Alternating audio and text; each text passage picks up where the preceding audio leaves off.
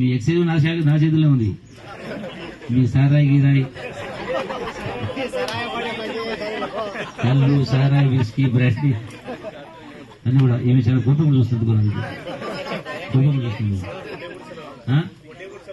5 లక్షలు 10 లక్షలు బీమా పెంచే కార్యక్రమం చేయడం జరిగింది. ఇవన్నీ కూడా చేస్తూ మీకు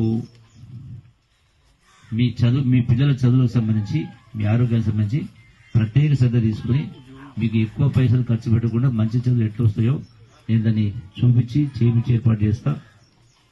ఎవరు బాధపడాల్సిన అవసరం చెప్పి మనవి చేసుకుంటూ ఇంకా ఇతర విషయాలు కూడా అవుతున్నాయో వాటిల్లో కూడా నేను ప్రతి నిత్యం కూడా మీకు సారు మన మామిడి చెట్టు ఎక్కి మాట్లాడుతున్నందుకు చాలా సంతోషం సార్. సార్ నేను ఎందుకు మామిడి చెట్టు ఎక్కిన తెలుసా మీకు?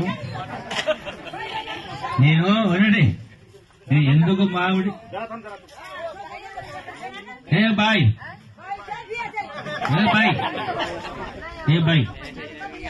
నేను మామిడి చెట్టు ఎక్కి ఎందుకు మాట్లాడు తెలుసా మీకు? నేను వినమ్మా, నేను 9వ ఎవరు మాట్లాడేది, నేను 9వ తరగతి చదువుతున్నప్పుడు ఇలా మన ముఖ్యమంత్రి రేవంత్ రెడ్డి గారి సొంత కొడంగల్లో 9వ తరగతి చదువుతున్నప్పుడు నేను 9వ తరగతి కొడంగల్ లేనా.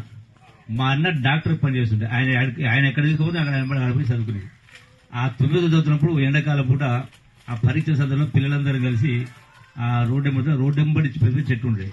తలా ఒక చెట్టు మీద కూర్చొని పుస్తకాలు చదువుకుంటూ కూర్చొని ఆ ధ్యాస వచ్చి చెట్టు ఎక్కి వేరేం లేదు. అంటే అనుభూతి ఒకసారి ధ్యాస చేసుకుంటారు అంతే లేదు.